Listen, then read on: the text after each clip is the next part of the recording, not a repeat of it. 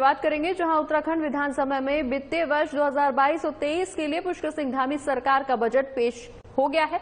आइए अब आपको सीधा लिए चलते हैं उत्तराखंड विधानसभा देहरादून, जहां राज्य के वित्त मंत्री प्रेमचंद अग्रवाल वित्तीय वर्ष 2022-23 का बजट पेश कर रहे हैं। क्या कुछ माहौल इस दौरान दिखाते हैं आपको।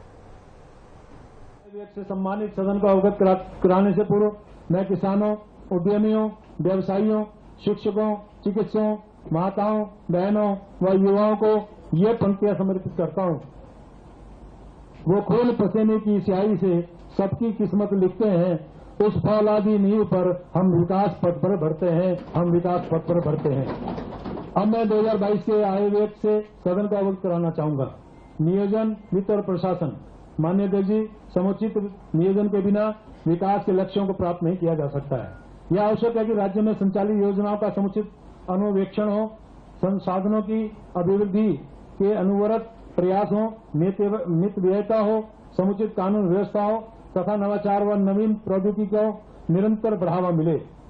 ई गवर्नेंस प्रणाली के अंतर्गत राज्य में विभिन्न विभागों में संचालित परियोजनावार कार्यक्रमों की वित्तीय एवं भौतिक प्रगति की ऑनलाइन पोर्टल ई आकलन से समीक्षा की जा रही है। प्रदेश में 5 करोड़ से ऊपर की परियोजनाओं की ऑनलाइन मॉनिटरिंग हेतु एक कैपिटल डैशबोर्ड तैयार किया गया है। प्रदेश में संचालित की जा रही बाह्य सहायतित परियोजना के ऑनलाइन अनुश्रवण हेतु EAP डैशबोर्ड तैयार किया गया है। राज्य योजना आयोग की वेबसाइट www.spc.uk.gov.in के माध्यम से बेस्ट प्रैक्टिसेस आमंत्रित किए जाने की सुविधा प्रारंभ की गई है। वैश्विक वित्तीय परिदृश्य में राज्य के अधिकारियों एवं कर्मचारियों को प्रशिक्षण प्रदान करने व उनके कौशल विकास के लिए पंडित दीनदयाल उपाध्याय वित्तीय प्रशासन प्रशिक्षण एवं शोध संस्थान उत्तराखंड द्वारा देश की कई नामी संस्थानों के साथ पहली बार मेमोरेंडम ऑफ अंडरस्टैंडिंग हस्ताक्षरित किया गया है। संस्थान ने national institute of public finance and policy New Delhi, national institute of financial management Faridabad, administrative staff college of India Hyderabad तथा institute of public enterprises Hyderabad के साथ प्रदेश के कार्मिकों के प्रशिक्षण के लिए मॉड्यूल विकसित करने एवं प्रशिक्षण प्रदान करने के लिए भी अनुबंध किया है। वित्तीय वर्ष 2022 में संस्थान द्वारा 2200 कार्मिकों को प्रशिक्षण देने का लक्ष्य रखा है। माननीय अध्यक्ष जी, राजस्व अभिवृद्धि के परिप्रेक्ष्य में राज्य कर विभाग के तत्वावधान में विभिन्न नवाचारी प्रयास किए जा रहे हैं, जिसमें सूचना प्रौद्योगिकी का अधिकतम प्रयोग किया जाना प्रस्तावित है। एक विवेकपूर्ण इलेक्ट्रॉनिक निगरानी प्रणाली के माध्यम से संभावित करामचन टैक्स इवेजन के जोखिमों को कम किया जा सकता है। इस परिप्रेक्ष्य में करामचन को रोकने तथा प्रवर्तन इकाइयों की प्रभावी मॉनिटरिंग किए जाने हेतु मुख्यालय पर कंट्रोल रूम का गठन किया जाना प्रस्तावित है। ई वे बिल प्रणाली के विश्लेषण को प्रभावी बनाए जाने हेतु राज्य सरकार पर automated number plate recognition system परियोजना के माध्यम से video analytics and image processing के द्वारा सूचनाओं का डाटाबेस तैयार किए जाने का कार्य प्रस्तावित है। जीएसटी के उपभोग आधारित कर प्रणाली होने के कारण उत्तराखंड राज्य के उपभोग स्वरूप का अध्ययन किया जाना प्रस्तावित है, ताकि तदनुरूप राजस्व अभिवृद्धि हेतु कार्यनीति बनाई जा सके। करदाताओं के मध्य जीएसटी अनुपालनाओं का अधिक प्रचार प्रसार किए जाने के लिए हमने गंभीर प्रयास प्रारंभ किए हैं। जन जागरूकता के विभिन्न विषयों को भी विज्ञापन के माध्यम से प्रसारित किया जा रहा है। माननीय अध्यक्ष जी, अधिकाधिक व्यापारियों को पंजीयन प्राप्त किए जाने हेतु प्रोत्साहित करने तथा पंजीकृत व्यापारियों को सामाजिक सुरक्षा प्रदान किए जाने के दोहरे उद्देश्य व्यापारी दुर्घटना बीमा योजना लागू की गई है, जिसके अंतर्गत किसी पंजीकृत व्यापारी की दुर्घटना में मृत्यु होने पर 5 लाख की बीमा राशि प्रदान की जाती है। बजट पूर्व संवाद के दौरान व्यापारी दुर्घटना बीमा योजना में अभिवृद्धि का सुझाव आया था। इस आय व्यय में व्यापारी दुर्घटना बीमा योजना के अंतर्गत प्रदान की जाने वाली 5 लाख की बीमा राशि को बढ़ाकर 10 लाख रुपए किया जाना प्रस्तावित है। अध्यक्ष जी, निबंधन कार्यालय में कंप्यूटराइजेशन व पुराने अभिलेखों के डिजिटाइजेशन किए जाने के विशेष प्रयास किए जा रहे हैं। आम जनता की सुविधा हेतु व कार्य प्रणाली सरल बनाते हुए संपत्तियों के मूल्यांकन हेतु प्रवृत्त सर्कुलर दरों को ऑनलाइन प्रदर्शित किए जाने हेतु GIS एप्लीकेशन प्रणाली को अपग्रेड कर और अधिक प्रभावी बनाया जा रहा है। इससे आमजन को संपत्ति के स्थान के अनुसार सर्किल दर पर उसका मूल्यांकन करना अधिक सुविधाजनक होगा।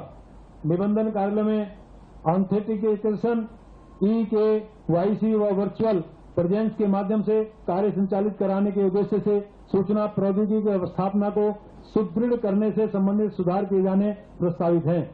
वित्तीय वर्ष 2022-23 के आय व्यय में इस योजना हेतु यथोचित प्रावधान किया गया है। माननीय अध्यक्ष जी, शासकीय कार्य को पूर्णतः पेपरलेस करने की कार्यवाही गतिमान है, जिसके अंतर्गत 31 मई 2022 तक लगभग 2646 आहरण वितरण कार्यालयों द्वारा 75,500 कार्मिकों तथा 1,19,000 पेंशनरों के कुल 53 लाख पृष्ठों को डिजिटाइज कराया जा चुका है। जीरो टॉलरेंस नीति के क्रम में लेखा परीक्षा में नए कार्य क्षेत्रों यथा IT audit, fraud and forensic audit आदि पर ऑडिट मैनुअल तैयार किए जा रहे हैं, जिससे लेखा परीक्षा कार्यों की गुणवत्ता में अभिवृद्धि होगी। राज्य में ऑनलाइन प्रोक्योरमेंट के संबंध में शिकायत व सुझाव अंकित किए जाने की कोई ऑनलाइन व्यवस्था नहीं थी। इस कमी को दूर करने के उद्देश्य से ग्रीवांस रेड्रेसल मैकेनिज्म पोर्टल को 5 जनवरी 2022 को लॉन्च किया जा चुका है। जीरो टॉलरेंस के सूत्र वाक्य का यह एक जीवंत दस्तावेज है। माननीय अध्यक्षा जी, सुशासन हमारी शीर्ष प्राथमिकता है। इसे तो हमारी संवेदनशील सरकार ग्रास रूट लेवल पर कानून व्यवस्था को सुदृढ़ करने के लिए प्रतिबद्ध है। इसी क्रम में प्रयुक्त क्षेत्रों में विषम परिस्थितियों में कार्य कर रहे राजस्व पुलिस का सुदृढ़ीकरण हेतु समस्त 1,216 पटवारियों को पुलिस कार्यों के निर्वहन हेतु मोटरसाइकिल प्रदान करने के लिए इस आय व्यय में 9.75 करोड़ का प्रावधान किया गया है। सबका साथ, सबका विकास, सबका विश्वास और सबका प्रयास, ये एक नारा नहीं, अभी तो हमारी सरकार का एक जीवन प्रणाली है और हमारी कार्य संस्कृति है। देश और दुनिया में हमारे राज्य की सांस्कृतिक आध्यात्मिक पहचान है।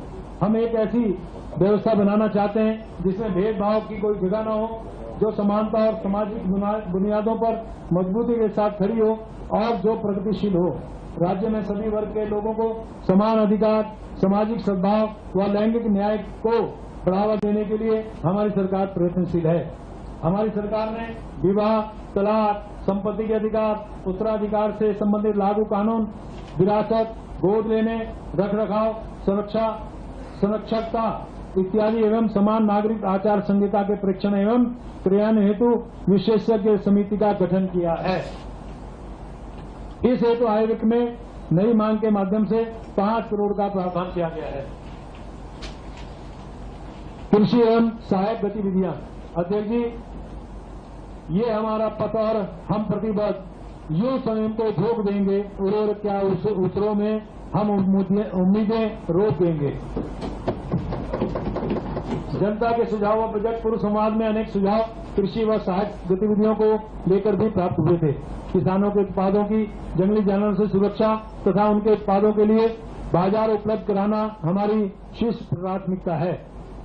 तो देहरादून से विधानसभा की लाइव तस्वीरें देख रहे थे आप। दरअसल 5वीं विधानसभा के दूसरे सत्र की आज से शुरुआत हो गई है और इस दौरान वित्त मंत्री प्रेमचंद अग्रवाल बजट पेश कर रहे थे, जिसमें आमतौर पर सभी वर्गों को यहां लाभ देने की कोशिश राज्य सरकार की तरफ से की गई है। किन किन वर्गों को प्राथमिकता दी गई है, क्या क्या इसमें लाभ, क्या क्या